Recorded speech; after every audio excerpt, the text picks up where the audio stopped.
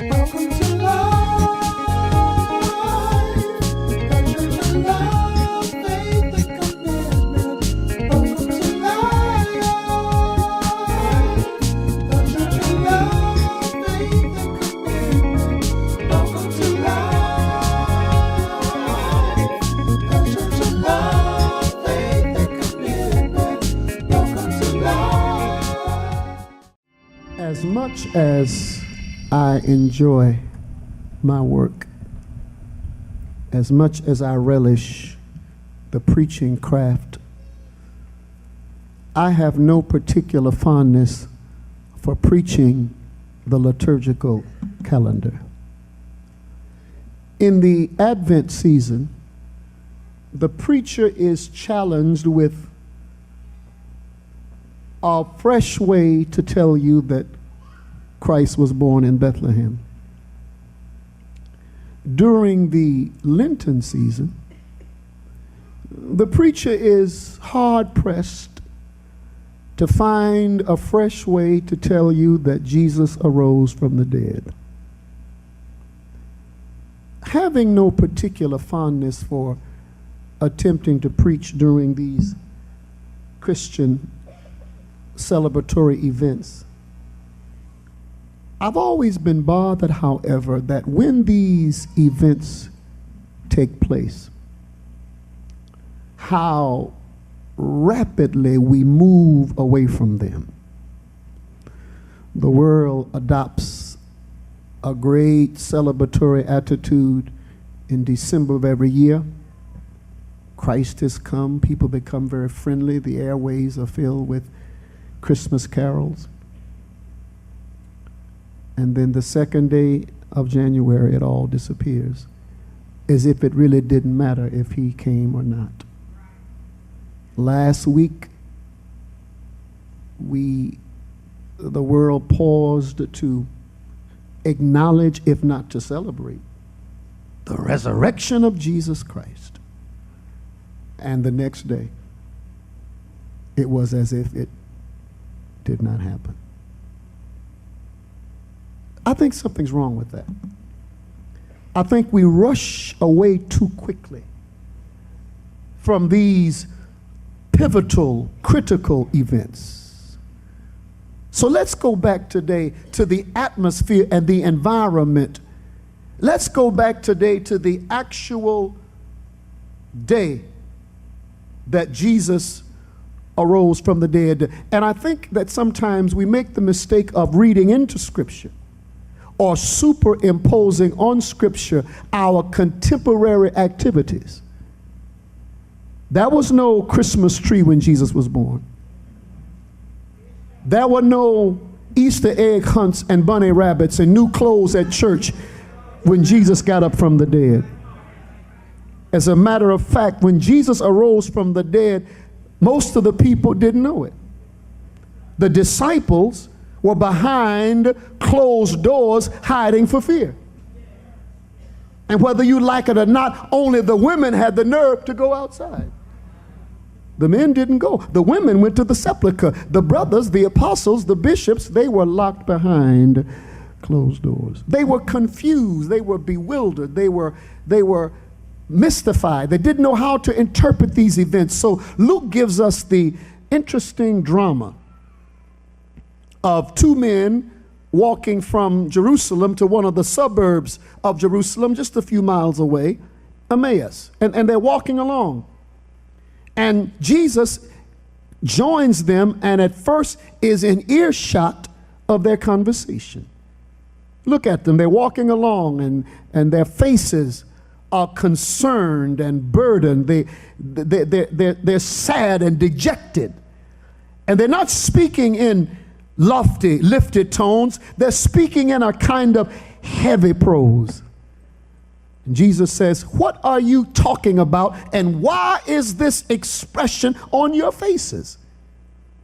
They in turn look at him, Cleopas does, and says, "Are you the only person in Jerusalem who does not know what just happened? Are you oblivious? Are you the only one unaware of the news events of the last few days, the whole city is talking about this event. Who are you? Jesus played along and says, what events? Look at them. Listen to their dialogue. I tried this phrase out on the early service. I'm going to try it out on you. Listen at their conversational coambulation. You didn't take it as well as the early crowd did. So they're saying, wow. Did you see that? Yeah, I saw it. Man. Can you imagine? Yeah. Did you see Jesus undergo those several trials? And did you see him when they put that cross beam on his shoulder? Did you look? I was looking out of the alley and I saw his back. Man, was his back ever bruised, and his face was so badly scarred. If I didn't know he was on trial, I would not have known who he was. His back looked like ribbons laid open, and there was rot and putrefaction. He looked horrible. His eyes were almost closed, and rivulets of blood in his face and in his beard. His beard had been plucked out, and his hair was wild and matted, and he looked emaciated. I could see his ribs. Did you see him? And they took him up to the Via Dolorosa, and can you still hear that hammer actually protruding into his flesh and those spikes into his feet? And I remember when they jolted his body and lifted him up, and it shook every nerve in his body. And he hung there with the hot sun beaming down on him until it got dark. And you remember one thief was speaking nastily to him. Do you remember the people at the foot of the cross yelling at him? And then I remember when he died. They took him down and took his body away. I said, but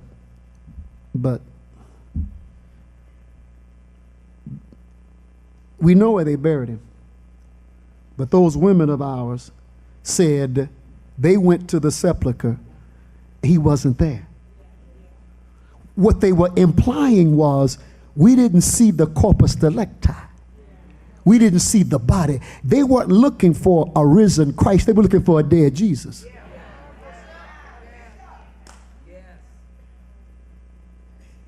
And you know what? We really thought he was the Messiah. I mean, come on. Anybody who did what this guy did, this guy controlled the weather. This guy made demons disappear. This man made blindness go away. This man actually called dead people back from the clutches of the grave. This man cured leprosy and made lame men to leap, deaf men to hear. If he wasn't the one, well, who is? Do you think we were deceived? Do you think we were just believing a lie? How can we believe that somebody that's going to come after him better than he was? If he wasn't the one, who is? Where is our hope now? How could we have been deceived or misled? But the miracles, the teachings, where are we now? Where do we go from here? Now, there's an interesting word in the text that says their eyes were prevented from seeing him, that is Jesus. Now, I think that's important because I think the Lord had to close their eyes, to open their eyes, because these were the same eyes that had seen everything that happened, but had no idea what was happening. It's a terrible thing to look at something but have no idea what you're looking at.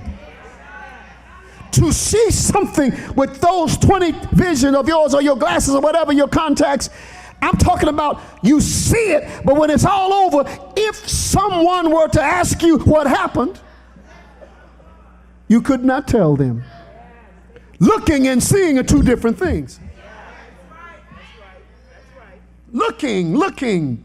They were eyewitnesses to history. Some people say, oh, I wish I could have been alive when Jesus was here. But if you didn't see it, if it didn't get through to you, it wouldn't do you any good. And I'm so afraid that we have, in our historical context, in our African American context, and in our life center context, I'm afraid a whole lot of folks are looking but don't see. Let me take a moment, if I might trespass on your patience, and tell you about this political campaign going on. Don't just look, see. The front runner of the Republican ticket, stop calling that man a clown. That's one of the richest men in America. And you don't get to be rich by being a fool. That man is not a fool. He's not an idiot. He's making a fool out of America. Stop calling that man a fool. Billionaires don't get to be, fools don't get to be billionaires and build buildings on Fifth Avenue. He's watching America. He's proving what America's really made of. He's exposing the dark underbelly of American racism. All this anger in America. Where did that anger come from? Anger because their wages haven't gone up. The average worker's wages haven't gone up in the last 15 years. Why are they angry now? They're angry about the economy. In 2008, the American economy almost went over the edge into a depression. Nobody was angry then. When we went into Iraq looking for weapons of mass disappearance, nobody was mad then. Now all of a sudden, America is so angry. Let me tell you what they're angry about. A whole lot of Americans can't stand the fact that for 7 years a black family lived in a White House. On the morning after Mr. Obama was elected in 2008, I had to catch a flight from New Orleans to Houston. When I got to the airport, the great historical event, I found out the night before an African American had been elected to the White House. And I was sure that I couldn't find a newspaper at the airport. No problem. There was no sellout of newspapers. When 9/11 happened, I drove at least 5 miles to find one newspaper. Every box of newspapers at the airport was full, and when I got on the plane, nobody was reading the news. If they were reading the sports section. And you'd be surprised who's really angry and never got over their anger. And now and a man like that individual running for office is pushing the right buttons and exposing the ugliness in the American character.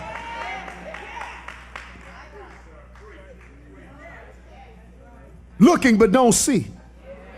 Paying attention to the news reports. I worry about my own people. And it boils my blood when my people brag about the fact I don't vote. And I'm not gonna vote. You ought to be boiled in oil. You ought to go live in Canada.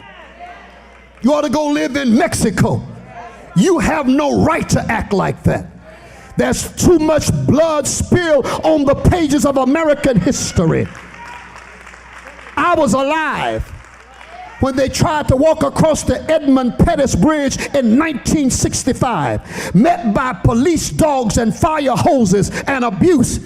And John Lewis was almost beat to death, but you ain't gonna vote because you won't have to. You ought to leave this country. You ought to be ashamed to call yourself black. Yes, it bothers me. Viola Luozo, a white woman, left Detroit and went to Mississippi to register your parents and died doing so. Goodman, Cerner, and Trainee died in Mississippi and you ain't gonna vote. You ought to be boiled in oil. Our nation is The pages of American history are wet with the blood of people that died for you to get a chance.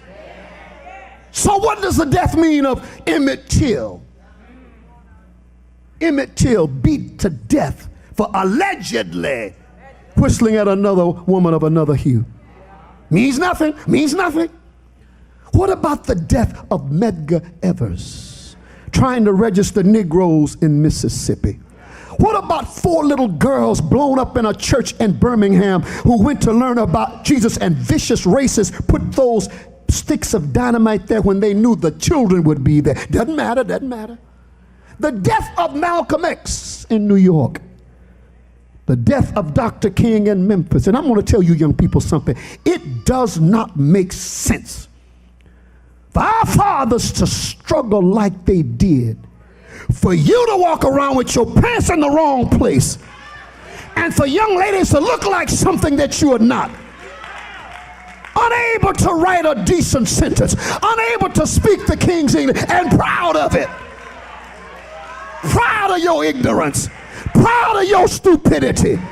Dr. King died so we could be stupid.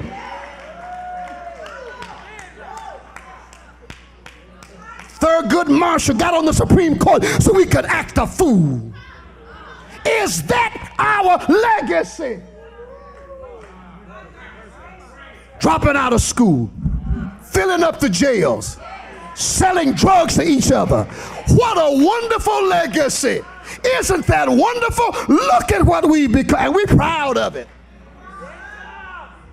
7 out of 10 homes in America headed by a mother and no father in the black community. 25 years after slavery, 89% of the black homes had a mother and a father. The average black child today is being raised by one parent, and we're proud of it. And I'm going offline now. I don't know if y'all want this on the air. Don't you tell anybody I said this. Don't you tell anybody I said this is family talk. But that homosexual spirit didn't come out of Africa.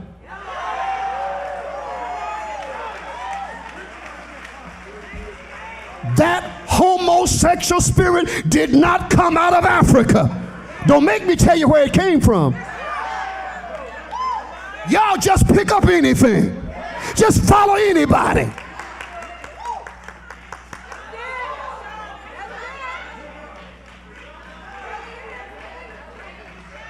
Just pick up anything. Don't matter what you pick up. I'm all man.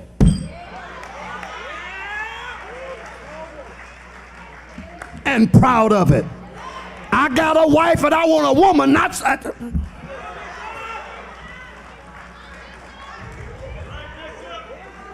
The only thing that makes me gay is knowing where the women are.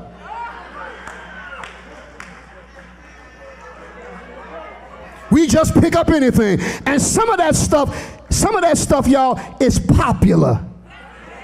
Everybody coming out the closet is popular now. The devil is a barefaced liar. We've come too far to be stupid. We've come too far to be uneducated. We've come too far to abandon our families. We've come too far not to vote. We've come too far not to clean up our neighborhoods. We've come too far not to respect our women. We've come too far to be dumb.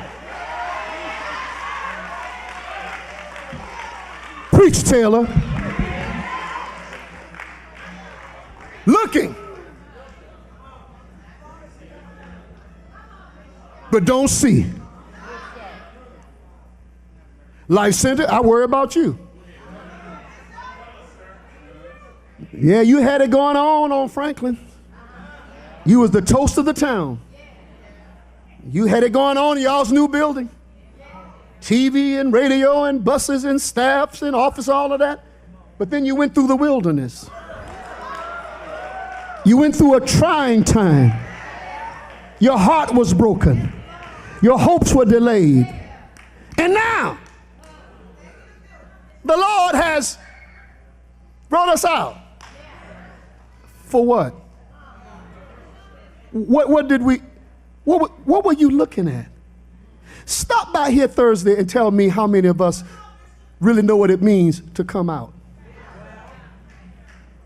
Stop by here tonight when we celebrate the broken body of the Lord and find out how many of us really knows what it means to come out. Now, all that we went through, what did we see? And I said this, let me tell you something, Life Center, just in case you don't know. See, y'all don't know what I hear. I hear the same thing you do, I just hear it later. New Orleans thought we were dead. They thought we were finished. Do you know how I know? Because they quit talking about us. When folks quit talking about you, they written you off. Or they thought we might survive with a few people, we were going to go. And so when we moved, everybody went say, what? And we were dead. Except a corn of wheat fall in the ground and die. Yes, we had a resurrection, and it's our responsibility to walk in resurrection power. Let me close this. Listen to me. Looking but don't see. Two dangers, and I bid you good morning. Danger one. The danger to one thing is to know the story but don't really believe it. These were not ignorant people. Listen at what Jesus said. He said, "O foolish ones and slow of heart to believe all that the prophets have spoken." Apparently they knew what the prophets said, but they didn't believe it. Do you know you can preach, do you know you can carry a Bible you don't read and read a Bible you don't believe? Do you know you can stand in a pulpit and preach a Bible that you don't believe or practice? Do you know you can tell folks, don't do as I do as I say do? You know you can have on a black robe and a red tie and still be the biggest phony in town? How right was, who was that? Joyce Meyer said, your gift will take you where your character can't keep you. See, elevation in life does not create character, it exposes it. If you no good in a small place, you be no good in the high place. Calling a man bishop don't make him sanctified. If he's not sanctified in his soul, the bishop will make him worse. The worst thing you can do is give a rat a high position. He'll really go crazy. I'm preaching and you ain't listening.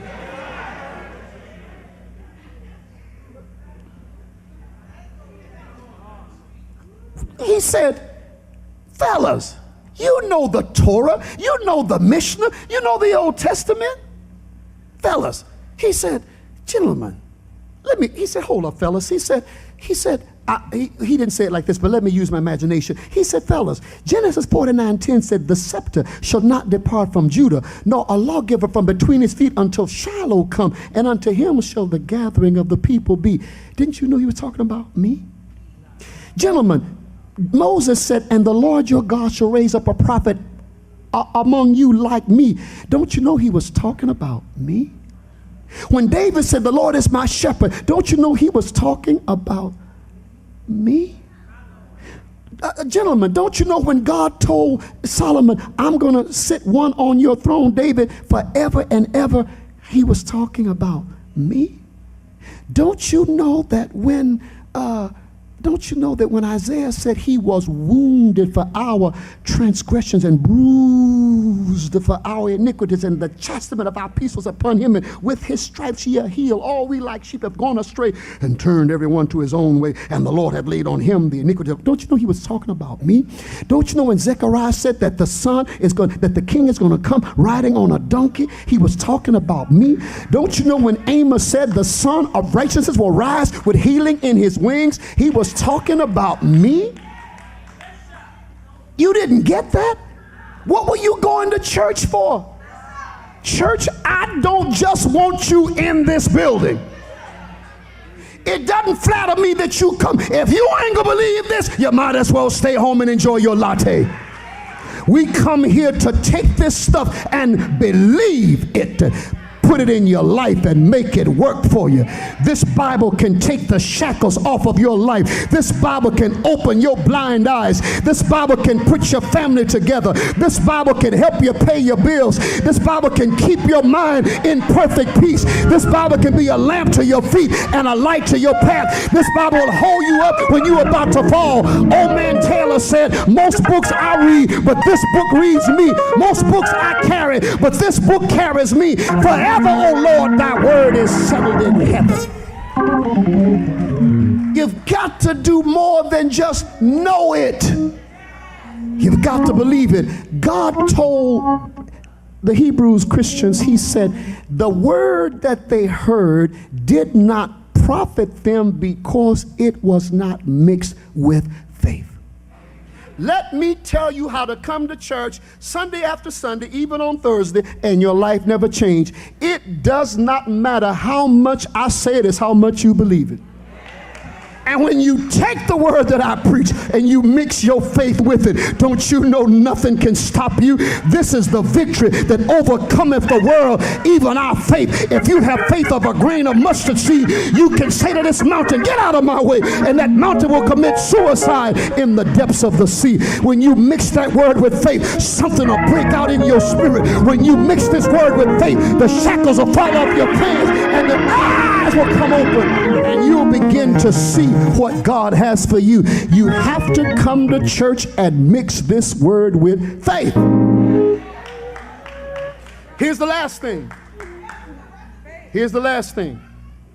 You can know it and not believe it. Or the second danger is to allow your emotions and your experiences to doubt what you know.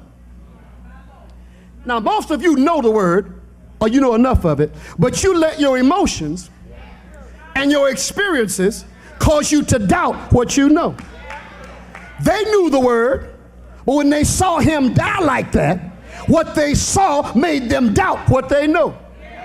You know you walking in victory when you tell your emotions, I don't care how I feel, I know what I know. I don't care what I've been through, I know what I know. I don't care how dark the night is, I know what I know. I don't care how sick I am, I know what I know. I don't care how lonely I am, I know in whom I have believed. And I am persuaded that he's able.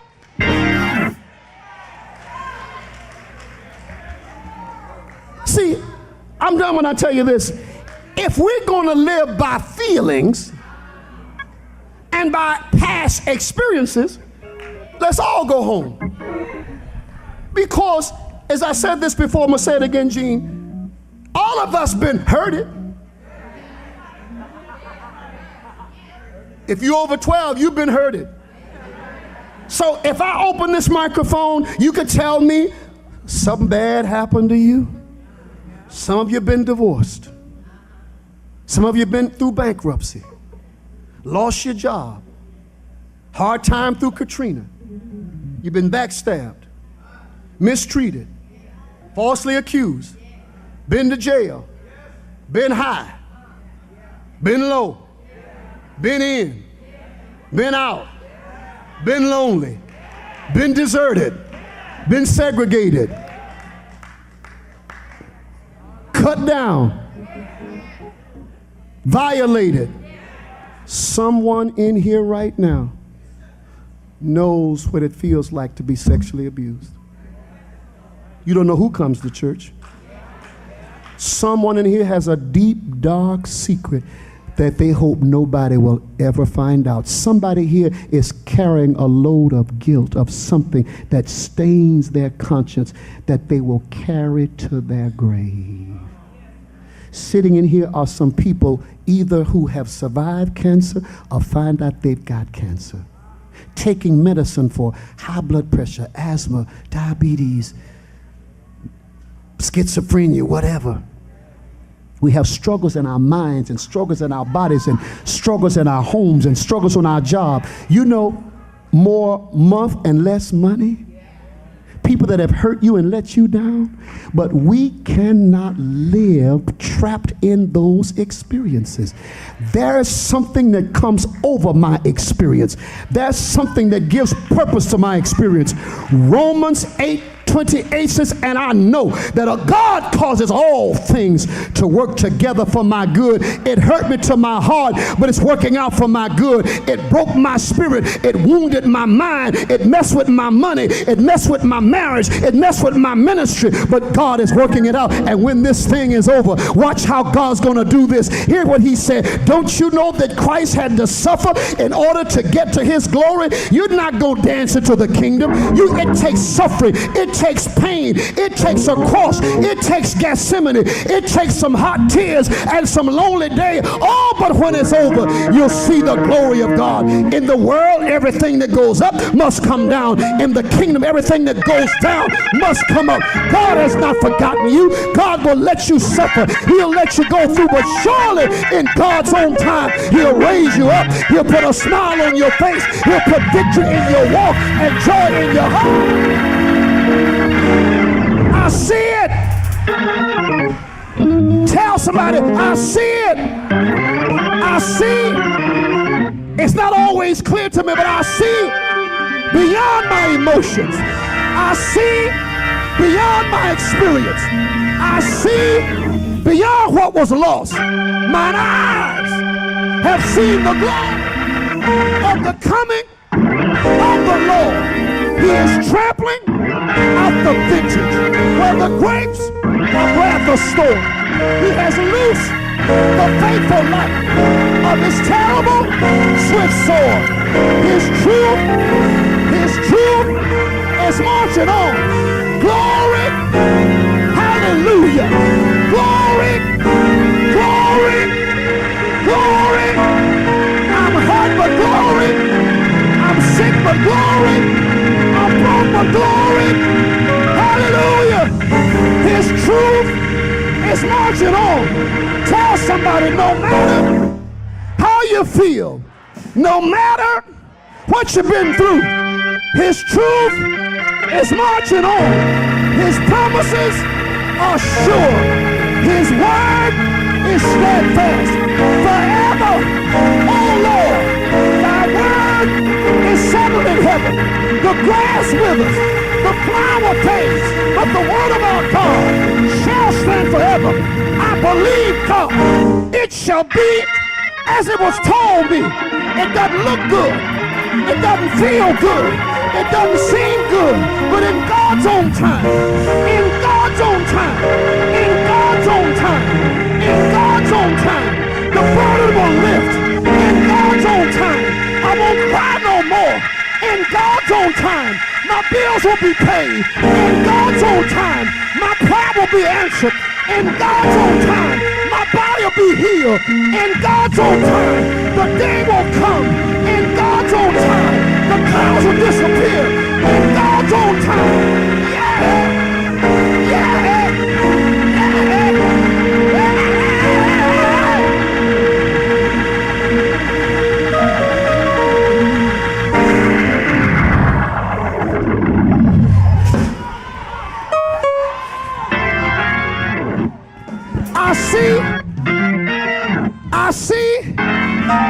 I see. Why don't y'all tell me to quit?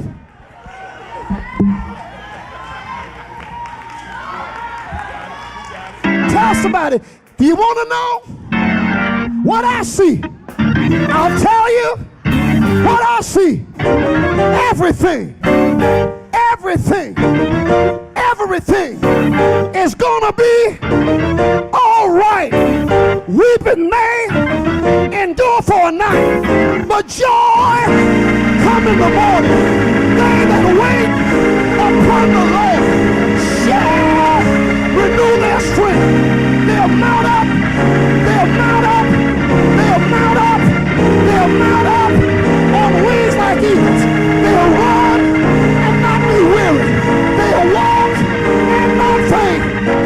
Come to that place where abundant lies abide. Come to that place where you will find